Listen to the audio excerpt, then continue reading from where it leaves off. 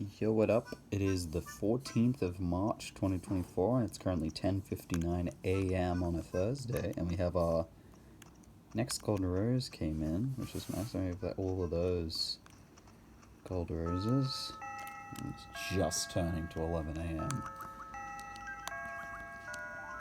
Let's chop down the old money tree.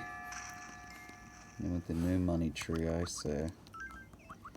It's something only bit of money that we're concerned with today, because we're projected to have our turnips spike this time, which is why I've actually woken up early to play for today.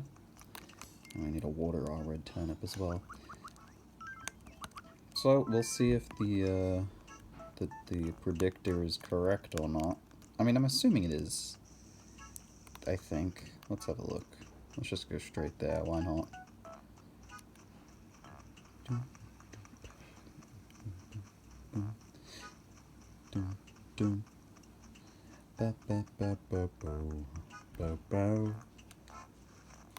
Alright, let's... Oh! Let's see. Hello, Mr. Nook. Turnip prices. Ooh, 463. That's not the most insane spike in the world, but it's probably the highest it's gonna get all week. Sell those turnips. Alright, let's see how much money I make.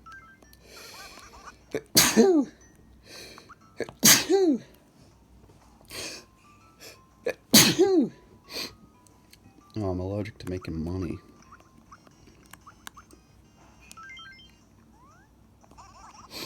Ooh, 231,000 bells. So how much did I spend then? I must have bought them... because they were selling for 108, and I had 5 stacks of 100, so I had 500. I thought I spent, like... No, I did. I spent around 50,000 bells, so this is around right. So it gets times by 4. We have a deal. Whoa, look at all that money. I sold them. Did you sell them? Okay.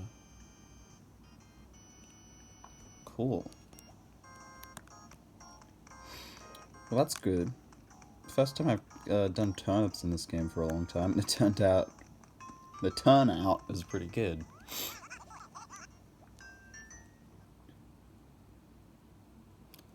Well, that's great.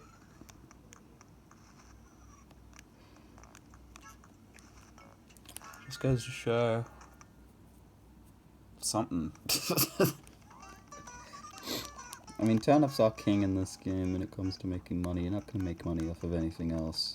At least, like, you know, by a huge amount. I'm not going to be making a sale that's like, you know, 200,000 bells. But they're the riskiest game to play because, obviously you can just lose all of that money. I mean, like, you can't, it's hard to do, like, you know, massive turnip investments because of the storage concerns. You can't put them in your, like, storage, your, like, closets and wardrobes and the like. So, you have to just either have them in your pockets or have them on the floor. Oh, I do need this. Cloudy shirt. Yeah, so you have to have, you have to have turnips either on in your pockets, on the floor. I don't think they go into letters either. I don't think they have that functionality. I would assume they wouldn't, because that could be pretty exploitative. Hey, Antonio, what's up? Nope, that's the ground next to Antonio. Antonio! This one's all about being conservative, huh? Okay, sure. If you have questions about flowers, you could ask Hugh, because actually I'm pretty dang clueless. Well, a man admits when he's wrong.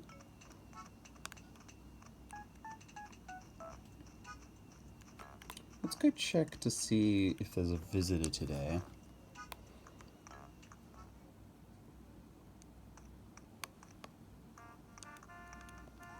Hello, Booker. What's new? Nope, nothing, apparently. Boring. Yeah, it's just the way it goes sometimes.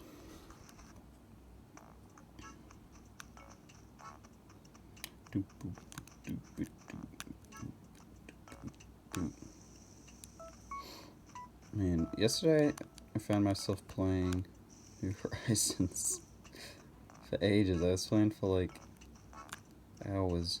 I turned on the night owl ordinance.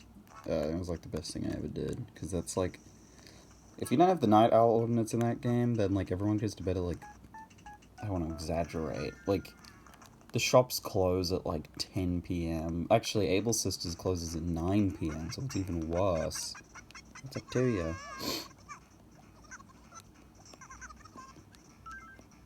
Even here are such awesome friends, you know? Thick as thieves. They don't seem like they'd hang out together, but they do. What do you mean? They're like the exact same guy.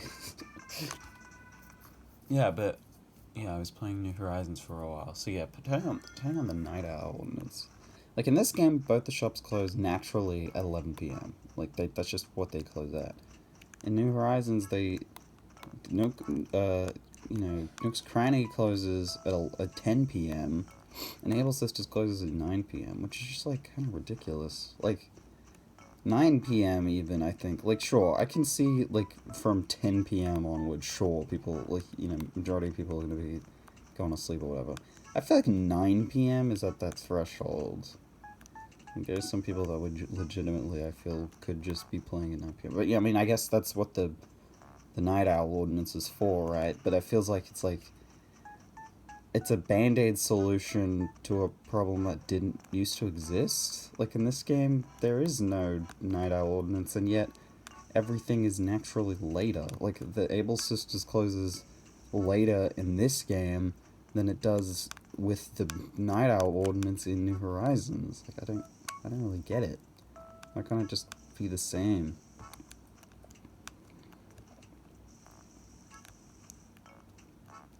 I mean, it's the same thing with villages as well. They go to bed way... like, in this game, I can play at, like, 2 a.m. and, villages will still be awake. And you don't really get that unless... in New Horizons, unless you play with the Night Owl ordinance. That's at least from my experience. And, I mean, I'm not saying, like, I play this game super late every single day. But, yeah, it's fun. Late night Animal Crossing is its own, like, little experience. So I feel like, diminishing that is kind of weird to me. There's a really good song that plays at... well, yeah, now I know this, that there's a good song that plays at New Horizons at 2 a.m., which is a really nice song. I'm not a huge fan of the Owly tracks in that game. It's mostly the, instrumentation. Like, the arrangements are usually pretty good. It's the fact that the arrangements all use there's this particular, like, I don't know if it's a synth or like you probably know, like, the sound I'm talking about if you've played the game. It's like I don't even know if it is an instrument. I think it is just like a sample, like, weird, like, computer sound. As opposed to, a game like this, or New Leaf, whose hourly tracks are a lot more, like, acoustic and, like, natural and organic sounding. The big fishing turn is coming up soon. I'm not close to being ready. I really need to practice being able to look at a fish in the eye. I get totally wigged out when I see that beady little eyes. Oh, no, she's sad. But yeah, what was it? Oh yeah, the owly music. Yeah, the old ones, they seemed like, mind you, this is coming from someone who has no knowledge about music. Like, the only way I can critique music is by hearing it and deciding if I think it sounds good or not. I can't talk about, like, scales or any of that other stuff. I can't even think of more than one example of things that I don't know. That's how little I know. I might be kind of shy. After moving here, I talk to all sorts of new people. Maybe I should try going on a trip sometime soon. Yeah, but I don't know. That's just how I feel. This stuff, it just doesn't feel as, like, I guess, special, the hourly music. And I don't know, maybe they did that on purpose, or maybe that's just, like, I don't know. I feel it's just that main, like, acoustic, not acoustic, that, like, weird instrument they use. And they use it in a lot of those songs, or, tracks. I just don't really understand them. I mean, how dare they tell me I've got bad taste? How dare they? Talking about the Happy Room Academy. They really like talking about the Happy Room Academy. Also, my grievances about the dialogue variety in New Horizons, I think it's pretty evident that, like, the reason why, let's talk to Key real quick. The other day I rented a scoop. I never knew someone could be such a rich kid. Yes, me neither. But yeah, the reason why the dialogue variety is so little in New Horizons, I feel, is because they have so many other scenarios in which villagers can be in that they'll reflect through their dialogue. Like, I didn't know this was a thing that could happen, but I went to I went to Patty's house, and Colton was there with her, like, in the house, and I was in there too, and the special dialogue for that. So you can imagine that, like, every single personality type could both be the, like, the person in the house, or, like, could be, you know, the owner of the house, and one could be the person coming over, and that's just one, like, scenario, you know? And so you've got to have dialogue that reflects for, like, that many combinations. It's like, what, 4 personalities of each gender, so 8 personalities. That's a lot, like, a lot of dialogue, just for that specific situation that, like, you know, you're probably not going to see very often. And I admire that there's that amount of, you know, variety in the like, I guess, event dialogue, I would say. Like, you know, the amount of places they could be in, the dialogue reflects that. You know, they can observe fish and, like, comment on the specific types of fish. The problem is that I think that just took away from the daily dialogue. Because, you know, I feel like there wasn't as much care, like, put into the thought of, well, sure, they can be in these alternate scenarios, but primarily, and for most of the time, they're going to be in, you know, they're going to be in one scenario, which is just walking around, usually. That's the, like, you know, the default. And it feels for that, they didn't put as much, you know, dialogue in as they should have. So I feel like it's sort of like I think they should have, like, I guess, tested that maybe a bit more, like, or played around with it and, like, seeing how much variety they could get out of it. I don't know if that game was rushed or anything, but I don't think it was, considering it, I mean, it launched on the Switch in 2020, so it probably would have been in development since before the Switch even came out, so, yeah, I'm not gonna, like, try and argue that they, like, you know, rushed it or anything. I just think that I guess there just needs to be more into the villager dialogue, because it is a very, I already talked to Queenie. It is a very, like, complicated aspect. And this game manages to do it well, just by virtue of having so few scenarios the villagers can be in. I mean, like, they can be celebrating their own birthday. They can, like, I don't know, talk about constellations, talk about the HRA. You know, like, there's a lot of stuff. Like, there's not too much stuff, is what I should say, that they can, you know, talk about. I've been collecting fossils as always, but I haven't found anything cool lately. I'm getting hugely bored. Gotta man up. Let's go find something really cool together. Let's see. How about a fossil from the awesome Plesiosaurus? Let's seek ancient history together. I had to find a Plesiosaurus fossil specifically. I've never heard him request something that specific before, but I guess that's going back to my point, that the lack of variety in what the villagers can do enhances the amount of things they can say about any given thing, whereas, on the contrary, when the amount of variety in the events that they can partake in increases, the dialogue variety for those individual events drastically decreases, because, well, they have to, you know, care for so many different things that they can be doing. It's just, it's very difficult. It's very, it's definitely a double-edged sword. Fern fossil. Well, that is not what I was looking for. Yeah, so it's not, I'm not like, you know, I feel like some people are very negative to New Horizons to the point that they think like, oh, they didn't care, they didn't try, but I think they did. It's just a lot of misplaced, effort, I think, and also maybe just not, I think, a grasp of the fuller picture, maybe. Anyway, care for a cup of java to pick you up? It's 200 bells. What one would you like? Usual. Cool. I've got the specialized one today, but it turned out a little differently.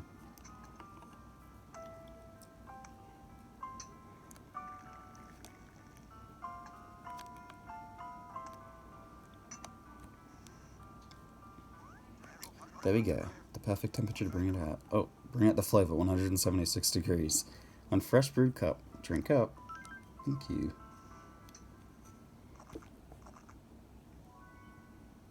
Hot, hot, hot, hot. Wow, what a flavor, what a feeling, but who knew coffee could get this hot?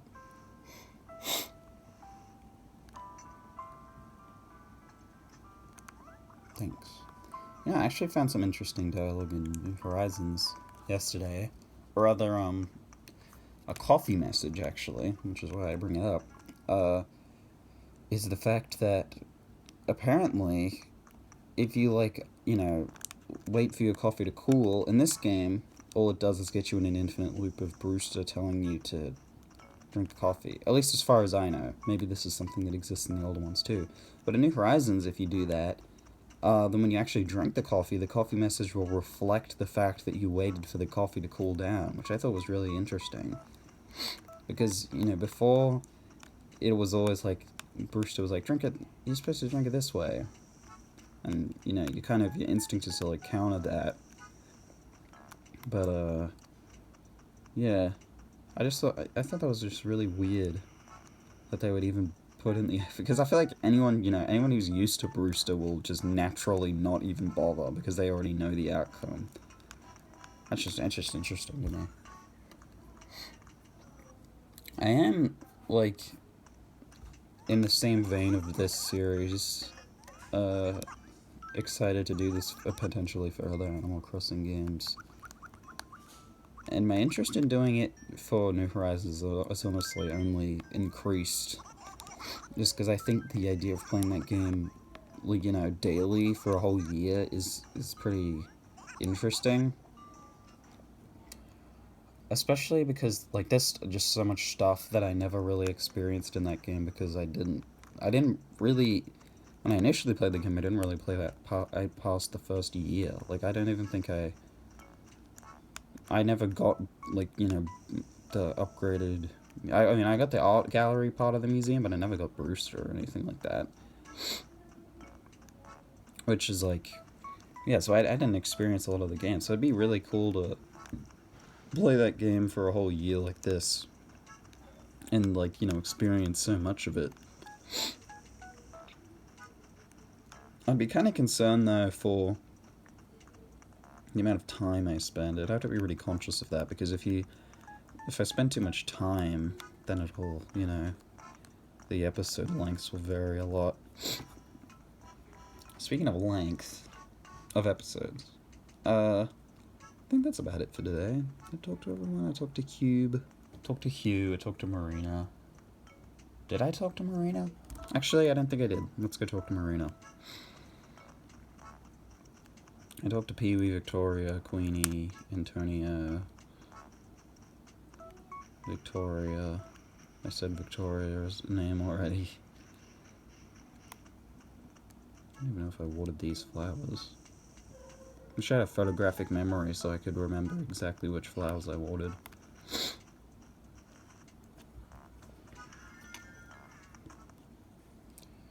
Yeah, I think the next, like, I don't know, like, I don't even know if I will do a similar thing like this for another year with a different game.